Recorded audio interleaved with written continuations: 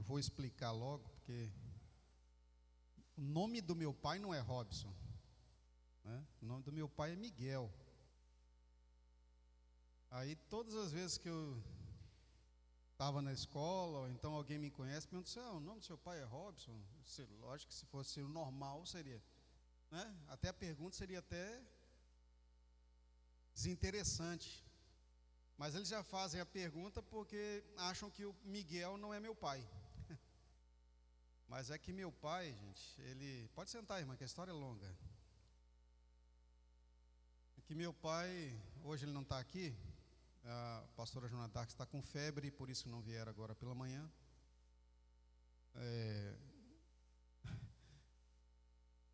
Foi comandado pela minha mãe, assim, vai lá no cartório e registra o meu filho como Miguel Arcanjo da Silva Júnior.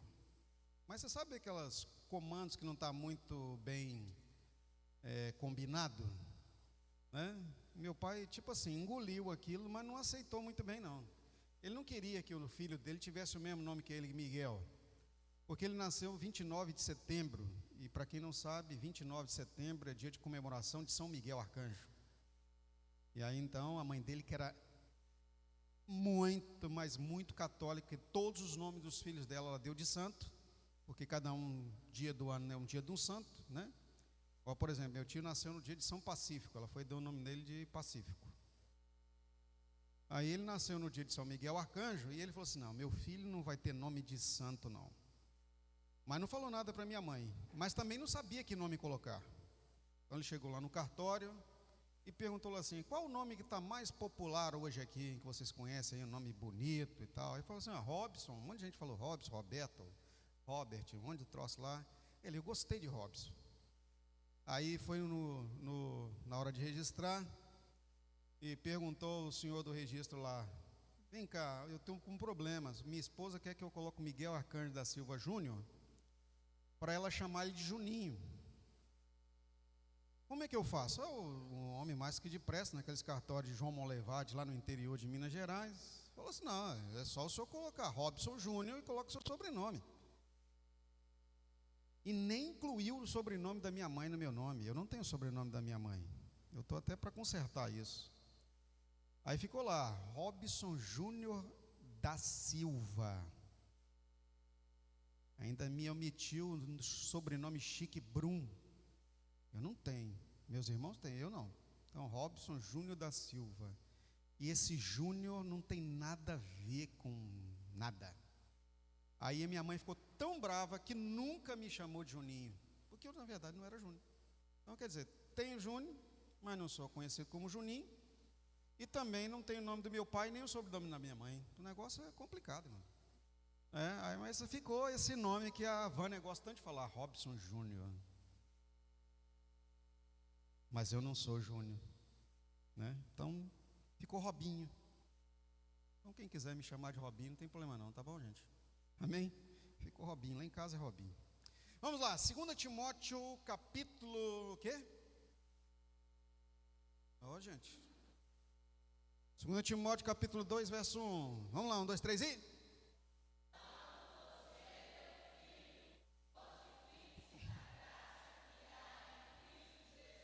Agora vamos ler a palavra em 2 Tessalonicenses capítulo 1, dos versos 11 a 12.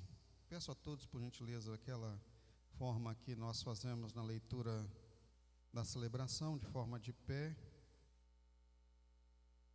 para efetuarmos a leitura das Sagradas Escrituras nesse aspecto. Então, agora vocês já sabem as nuances do meu nome, né? Marta? É fácil não, né, Martinei? Cada um tem uma história, né? Podemos? 2 Tessalonicenses, o capítulo é 1, os versos são 11 e 12.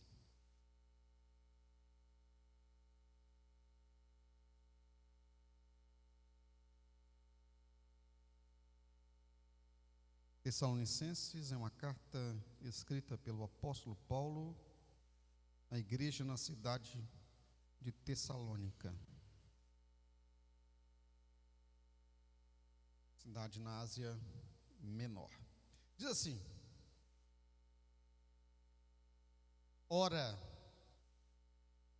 oramos constantemente por vocês, para que o nosso Deus os faça dignos da vocação e, com poder, cumpra todo bom propósito e toda obra que procede da fé. Assim, o nome do nosso Senhor Jesus será glorificado em vocês, e vocês nele, segundo a graça de nosso Deus e de nosso Senhor Jesus Cristo. Eu li na versão NVI, Nova Versão Internacional. Podem assentar, amados.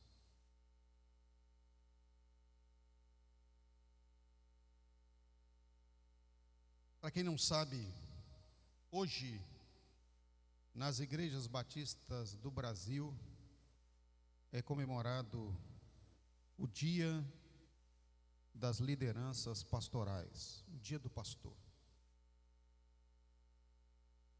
O Dia do Pastor é celebrado como uma forma da valorização do ministério daquele que dedica a sua vida ao discipulado, ao trato, à vida e à vocação da igreja. Eu louvo a Deus por esse privilégio. Toda a minha vida me preparei para o ministério pastoral. E como preparo para o ministério pastoral, também nós nos enchemos de expectativas dos resultados que o ministério pastoral irão dar, não resultados físicos, mas espirituais, são vidas salvas ao Senhor. O ministério pastoral ele não tem nenhum propósito se não tiver ovelhas. Eu já vi muita gente que se auto-intitula pastor, ou igrejas que reconhecem alguns pastores, mas pastor sem aprisco não é pastor. Pastor sem ovelha não é pastor. Pastor tem que ter ovelha, ou seja, pessoas servindo o Senhor sobre sua liderança. E para uma vida ministerial, seja ela pastoral, liderança espiritual da família, liderança espiritual num casamento, liderança espiritual numa célula, ou em uma área da igreja, como uma escola bíblica infantil, a escola ministerial, um GEAVIT, uma ação qualquer em alguma liderança, linhas de frente como louvor, ministrações da palavra e outras, nós temos a necessidade da graça de Deus. E se formos levar também para o nosso dia a dia, nosso trabalho, nosso empreendimento, na empresa onde nós trabalhamos, ou o negócio que dirigimos, ou a profissão que exercemos, seja em qualquer área, o Filho de Deus necessita da graça de Deus. E a graça de Deus, ela é uma dádiva gratuita do Senhor, onde a vida de Deus confere ao ser humano a sua própria vida, fazendo seu filho. Olha que coisa fantástica. É a própria vida de Deus que se manifesta em nossa vida, fazendo-nos seus filhos. E aí, à frente de qualquer ação que estivermos executando, como diz as Escrituras, onde colocarmos as mãos, abençoado será. Pois o Filho de Deus é abençoado e é vocacionado e chamado para abençoar. Então levante suas mãos assim comigo. Eu reconheço, repita comigo, eu reconheço que eu sou vocacionado para abençoar, pois a graça de Deus me alcançou. Amém, irmãos? Você crê nisso? Então, aonde você toca, abençoa. A palavra graça, no grego, tem gente que gosta de ficar pregando, né? Grego diz isso, grego diz aquilo. Mas o grego, a expressão é charis ou charis. Ela é de Deus. Não dá para você expressar charis a outro ser a não ser o Senhor. É uma palavra que é utilizada como própria para Deus.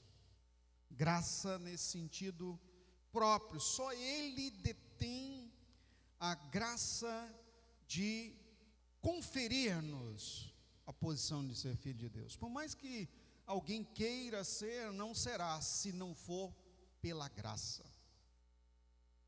E em Cristo, ou seja, o enviado de Deus, o ungido de Deus, o Messias, em Cristo, a graça se torna a essência da materialização do favor de Deus em relação a nós. Nós temos compartilhado aqui durante todo este ano sobre isso, para termos essa inteligência espiritual. Nós só somos filhos de Deus porque Cristo foi à cruz e se colocou o pecado em nosso lugar. Como Paulo, agora o apóstolo Paulo fala em Romanos 8, verso 1, você pode abrir a sua Bíblia e acompanhar. Agora, nenhuma condenação a mais para aqueles que estão em Cristo Jesus. Não tem condenação. Então a graça nos torna incondenáveis, ou seja, justificados. Justificados, diz a palavra aos Hebreus, que justificados pela graça, nós estabelecemos então paz com Deus. Então a graça de Deus em Cristo é a essência de todos os atos que Ele realiza e constitui a base do relacionamento de Deus com a sua criação. A graça elevou o nível. Antes da graça, o ser humano era criatura. Com o advento da graça, o ser humano passou a ser filho de Deus. Agora, para usufruir desta graça nesse aspecto, queridos, nós precisamos estabelecer uma conexão direta com Deus. Como estabelecemos uma conexão direta com o Senhor? Primeiro, reconhecendo que Ele é Senhor. E reconhecer que Deus é Senhor implica em obediência, em submissão à sua governança. É uma decisão única, pessoal, e ela também, uma vez que é uma decisão consciente e de inteiro teor do coração, ela é irretratável e é irrefutável para Deus. Só nós mesmos podemos quebrar este acordo, porque Deus não volta com a sua palavra.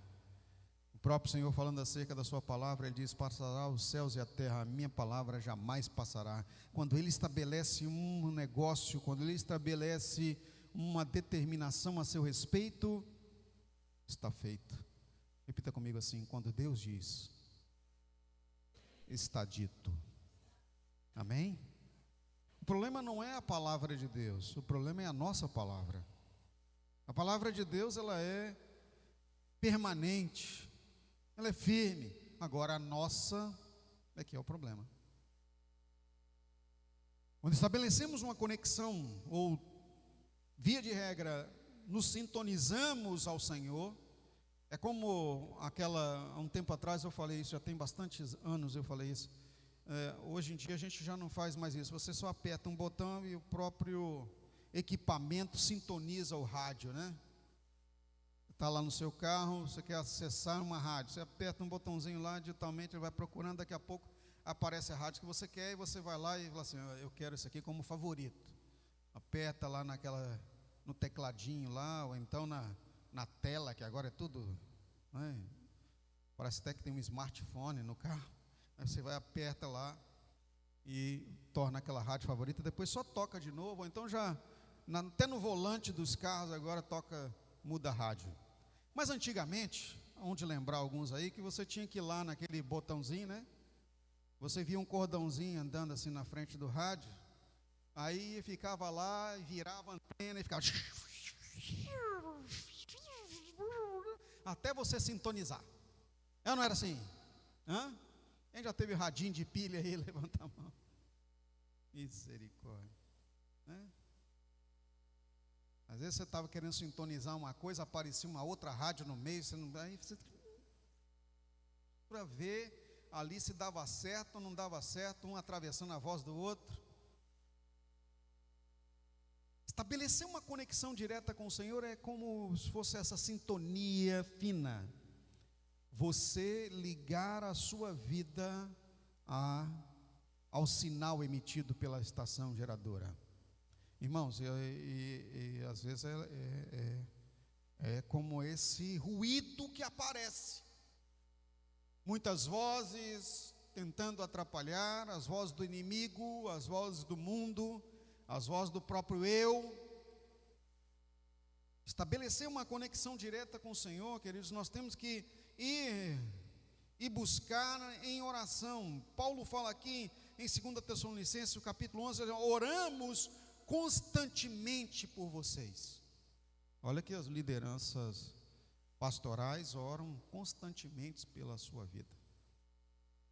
Por isso que mais do que depressa, você estando em uma igreja frequentante, você precisa se tornar parte da membresia, para que aquele nome, seu nome esteja ligado àquela comunidade, à igreja a qual você está frequentando, até para entrar no hall de orações dos seus pastores. Isso é importantíssimo. Então, mais que depressa, procure a liderança, procure a secretaria da igreja, procure saber como você se tornar membro da igreja, não só por estar participante da família local, mas por receber oração. Seu pastor, os seus pastores, aqui nós somos em 4, estarão orando pela sua vida, e aí será até muito mais bênção para você. Não perca a oportunidade. Mas a oração, queridos, ele estabelece conexão com o Senhor. Por isso que nós tanto frisamos aqui, e nós precisamos tirar um tempo para estarmos com o Senhor. Alguns chamam de devocional, aqui nós chamamos de tempo a sós com Deus. Tempo dedicado ao Senhor para adorar, para ler as Escrituras, para compartilhar com o Senhor as suas necessidades. E nós temos necessidades. A primeira delas é realmente a graça, né? Mas a graça, nós não precisamos fazer nada para tê-la. Mas para estabelecer uma conexão com o Senhor, nós precisamos fazer um investimento. Investimento nesse tempo para Deus. E para dispensarmos esse tempo de investimento ao Senhor, nós precisamos estabelecer uma disciplina pessoal. São tantas as coisas que aparecem durante o nosso dia para nos impedir de estabelecer uma conexão direta com o Senhor. E às vezes conexão indireta nós temos praticamente o tempo todo. O Senhor está conosco, né? O que nós fazemos, Ele está nos abençoando, mas aquela conversa pessoal com o Espírito Santo, direta, amiga, ela é necessária. E não precisamos saber muita coisa para falar com o Senhor, nós só precisamos dar o tempo necessário. Tem gente que fala assim: eu não consigo orar porque eu não sei falar as palavras bonitas para Deus. Irmão, Deus não está preocupado com a palavra bonita que você sabe, Ele está interessado no seu coração convertido a Ele, né? Palavras bonitas muitas vezes são orações vãs, aquelas de discurso. Uma vez eu ouvi uma pessoa orando que eu fiquei até assustado, né? O jeito impostou uma voz e disse o seguinte: monte que sobe, monte que desce. Eu falei: olha, nunca vi monte subir nem descer. Mas é porque queria tanto florear a oração, que criou um negócio assim, aquela voz, né, estrondante. Falei: meu Deus, não precisamos disso. O Senhor inclusive fala que nós não precisamos orar nas praças, nem nos lugares públicos para serem reconhecidos pelos homens. É tirar um tempo para Ele. Entre no seu secreto. Olha, no secreto. E lá no lugar secreto, fale com o Senhor e Ele te ouvirá. Então, nós precisamos do secreto. O lugar secreto é o lugar onde você estabelece conexão com Deus. É o lugar onde você determina o tempo adequado. E nem Ele vai dizer quanto tempo você tem que ficar com Ele. Você pode começar com pouco tempo e ir avançando até conseguir tirar um bom tempo de relacionamento com o Senhor e conexão direta. E você vai ver e vai experimentar os benefícios gloriosos deste tempo no secreto com o Senhor.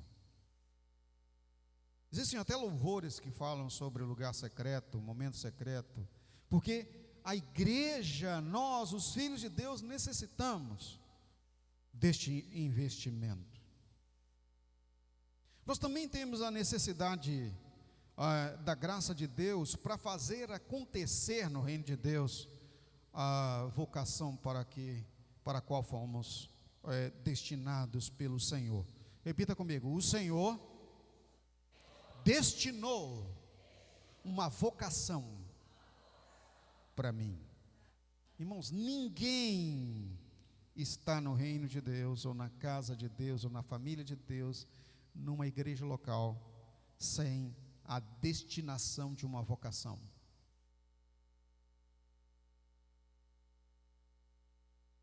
E à medida que nos aproximamos do Espírito Santo, naquele tempo que estabelecemos de tempo de relacionamento com o Senhor, nós vamos sendo iluminados na nossa vocação. E o fantástico é que existem vocações diversas e dons inúmeros, como nós sabemos na palavra de Deus. Alguns dizem que existem até cerca de 39 dons espirituais, outros dizem que tem 9. Olha, irmãos, não importa quantos tem, o importante é que Deus tem um para você, e para você colocar em prática isso. Olha o que Paulo fala aqui ainda no verso 11: oramos constantemente por vocês, para que o nosso Deus os faça dignos da vocação. Então tem uma responsabilidade e uma necessidade de você estar aprovado. Em 2 Timóteo, capítulo 2, verso 15, Paulo instrui a Timóteo no seguinte: procura apresentar-te a Deus aprovado, como obreiro que não tem do que se envergonhar, que maneja bem a palavra da verdade. Eu quero destacar aqui nessa palavra do apóstolo Paulo 3 coisas. A primeira é a procura por estar aprovado por Deus. A segunda é, ao estar aprovado, que você venha a se apresentar ao Senhor para o tratamento, que procura apresentar-se a Deus aprovado, como obreiro que não tem do que se envergonhar, né? Então, o não tem do que se envergonhar é você deixar o Espírito Santo tratá-lo, instruí-lo, dirigir a sua vida como diretor. Agora, a terceira, ela é uma ação sua. Maneja bem a palavra da verdade, ou seja, manejar as Escrituras. Manejar as Escrituras, queridos, é investir em conhecer a palavra. João 8,32, nós conhecemos Jesus falando: conhecereis a verdade vos libertará. É a palavra, a verdade. O próprio Cristo, João 14,6, ele se apresenta: eu sou o caminho, a verdade e a vida. Então, quando conhecemos a palavra, o Verbo de Deus, o próprio Cristo, revelado nas Escrituras, nós passamos a ter mais sabedoria espiritual, inclusive para instruir, para tomar as decisões no cerne da vontade de Deus, e aí então nos tornamos aprovados pelo Senhor. Você já sabe, pelos seus atos e atitudes com as Escrituras, se você está bem ou não está bem. Não precisa nem de ninguém, nenhuma liderança dizer para você. Você já tem esse conhecimento pela palavra. Então, a pergunta: estou digno da vocação que o Senhor me determinou? Estou exercendo o papel para o qual Ele me chamou na igreja local, na relação com os irmãos? E olha que, tem várias vocações, porque o corpo, ele é formado de vários membros, como tipifica lá e exemplifica o apóstolo Paulo. Um é mão, o outro é pé, o outro é braço. O corpo é feito de vários membros. Esses dias, eu já tinha escutado falar sobre isso, mas estava ouvindo um programa de rádio, onde uns médicos estavam falando no rádio. Eu estava num certo trajeto de viagem, deu para ouvir um pouco no carro. Você sabia que a pele é o maior membro do corpo? Não é isso, doutora? Falei bobagem aqui? É isso mesmo, né? Eu fiquei pensando, a pele é um membro, eu não lembrava disso. E aí o médico dermatologista, especialista, estava falando sobre isso, dizendo que nós precisamos tratar muito bem a nossa pele, porque ela é a primeira linha de proteção do nosso corpo. Quando a pele é rompida, o nosso corpo fica vulnerável aos ataques das bactérias e tudo mais, vírus e tudo mais que existe à nossa volta. Então nós precisamos tratar muito bem a nossa pele. Aí estava falando lá de protetor solar, cremes, e aí eu fui pensando, meu Deus, eu não uso nenhum desses aí que ela falou. Sabe, queridos, e tem gente que tem a vocação no reino de Deus, vocação na igreja de ser pele, é a linha de proteção. Os ataques que o corpo recebe, vai como um para-raio em você. Deus te chamou para essa vocação, para ser a linha de frente, defensora da família de Deus. São os agentes de oração, os intercessores, os chamados para se colocarem na brecha, no lugar de proteção. E eu louvo a Deus que essa igreja tem os irmãos da intercessão, da oração, e que estão toda terça-feira à tarde aqui no templo, orando pela igreja, orando por nós, orando por você, na tarde da oração. E se você quiser participar também, é terça mesmo, não é isso? Terça-feira, às 15 horas da tarde, 3 horas, o templo está aberto na direção da irmã Mônica e as irmãs da oração e os irmãos que vêm na parte da tarde para estarem orando. Então, nós precisamos nos sentir honrados em servir a causa do Senhor. É uma grande honra estar digno desta vocação. E poucos são os que reconhecem essa bênção de serem honrados em Deus para esse favor à causa divina. Quando fazemos isso, queridos, a graça de Deus nos contempla em alcançarmos o que realmente fomos vocacionados. Paulo fala aqui no verso 12, olha só: assim, o nome de nosso Senhor Jesus será glorificado em vocês, e vocês nele, segundo a graça de nosso Deus e do Senhor Jesus Cristo.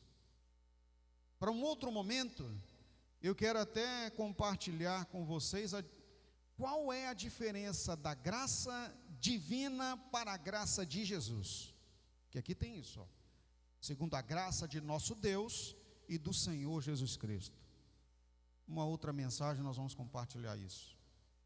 O que Paulo chama de graça sobre graça. Mas em graça sobre graça, o que nós precisamos entender é que uma vez que glorificamos o nome do Senhor, olha só, assim o nome de nosso Senhor Jesus será glorificado em vocês.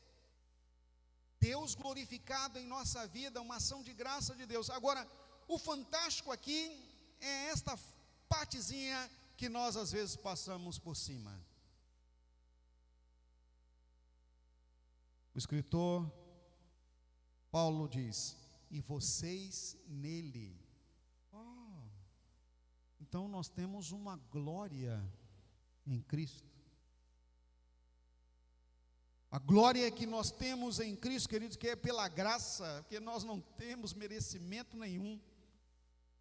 Mas o Senhor Deus, mesmo não tendo merecimento, Ele decidiu, que você será recompensado no exercício da sua vocação. Ou seja, pelo trabalho que você desempenha. Mesmo que nós venhamos a fazer aquilo que nós consideramos bem pouquinho, porque para Deus, queridos, não tem pouquinho nem muito. Tem o que Ele te mandou, o que Ele ordenou, o que Ele direcionou a fazer. Não há diferença entre servir aquilo que você considera que é muito importante e aquilo que você considera menos importante. O importante em Deus é você estar na obediência em servir. Aí você será retribuído na honra. Por isso que Paulo adverte que cada um deve ficar na vocação que foi chamada. Não tem necessidade de olharmos para a vocação de outra pessoa e queremos o lugar dele. Não precisamos disso, porque Deus não retribui pelo que se faz, Ele retribui pelo exercício da vocação. Não sei se vocês conseguiram entender. E aí então, para traduzir, eu vou explicar. Mesmo que seja alguém que só tira poeira dos móveis numa casa, sabe aquela pessoa que só passa um paninho lá com alquim? Até aquele que faz o que não pode faltar numa casa, por exemplo, o fogão, pilotar o fogão, cozinhar. Numa, vamos dizer assim, abordagem comum, a gente iria considerar que a pessoa que cozinha faz um exercício ou exerce uma função mais importante do que alguém que tira uma poeirinha de um móvel. Sim ou não? Não é verdade? Porque uma poeira no móvel pode ficar um tempinho. Pode ou não? Não deve, né? Mas pode. Agora, ficar sem comer aí, levanta a mão, quem fica sem comer? Hein? Quando falta alguma coisa lá no nosso armário, o negócio, né, estranho, como a nossa barriga ronca mais alto, né? Fica mais difícil. Se não tem ninguém para cozinhar. Eu conheço uma pessoa mesmo que quando chega em casa, ela até sabe fazer as coisas, mas quando não vê nada, não tem nada para comer. Como não tem nada para comer? Às vezes o armário tem biscoito, tem iogurte na geladeira, tem refrigerante não tem não, suco, tem, arroz lá na panela para cozinhar, tem uma carne para fazer, um ovo para fritar, mas não tem nada para comer. É um desespero. Não é verdade? Sim ou não? Você já acordou assim com vontade do café estar posto na mesa? Aí você acorda e fala: meu Deus, sou eu mesmo que tenho que arrumar. É assim. Então, às vezes, nossa cabeça, nós, os seres humanos, consideramos que uma função ou um a fazer é mais importante do que o outro. Igual, lamentavelmente, durante muitos anos, e até hoje alguns consideram que o homem que trabalha fora tem a função mais importante do que a mulher que a família decidiu que vai ficar em casa cuidando da família, dos afazeres domésticos. Aí os homens, quando vão para a justiça, quando tem problemas matrimoniais e vão desfazer o casamento, eles acham que deveriam ter uma porção maior, porque aí o juiz fala assim: não. A união matrimonial é um contrato. Cada um faz uma função, tudo igual. Aí o sujeito fica irado, porque repartiu os bens igualmente para a mulher e para ele. Mas por que isso? Entendimento humano equivocado do que são as funções. No reino de Deus, queridos, Deus não tem esse entendimento. Desde a pessoa que recepciona no acolhimento, que muitos consideram que é porteiro, introdutor, tem uma coisa que a gente chama, né? Colaborador, não sei o quê, até quem ministra no púlpito a música ou a palavra, para Deus a vocação tem a mesma retribuição. A questão é fazer bem para o Senhor o seu trabalho. Deu para entender ou não? Deus não está ligado no que se faz, Ele está ligado no que Ele comanda a fazer. Amém? Então, a fotografia, a mídia, o discipulado, a liderança de Geavite, o cuidado, as vassouras que nós ministramos a Deus passando no templo, o pano molhado, para que não tenha, igual aqui não tem, glória a Deus por isso, não tem poeira, porque os irmãos fizeram o trabalho. Deus não olha o que foi feito, Ele olha a vocação que Ele colocou você, e isso tem honra. O Senhor glorifica-nos nele, passamos a ser vitoriosos, de sucesso nele.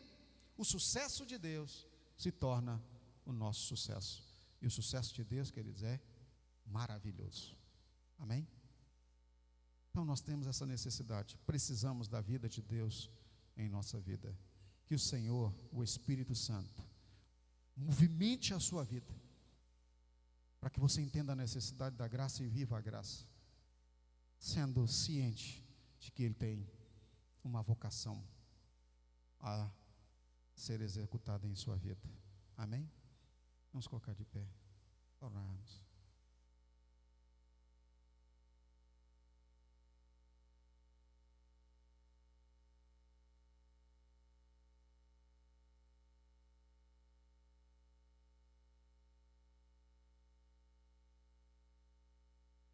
Senhor Deus, eu louvo ao Senhor pelo privilégio que temos de estar no templo, Deus, para sermos ministrados por Ti. E nessa manhã, nessa palavra da graça, venhamos, ó Deus, a ser ainda mais abençoados nos resultados do Teu Espírito Santo em nossa vida. Levante suas mãos assim e ore assim comigo. Obrigado, Senhor, por falar a minha vida esta manhã, em nome de Jesus. Amém.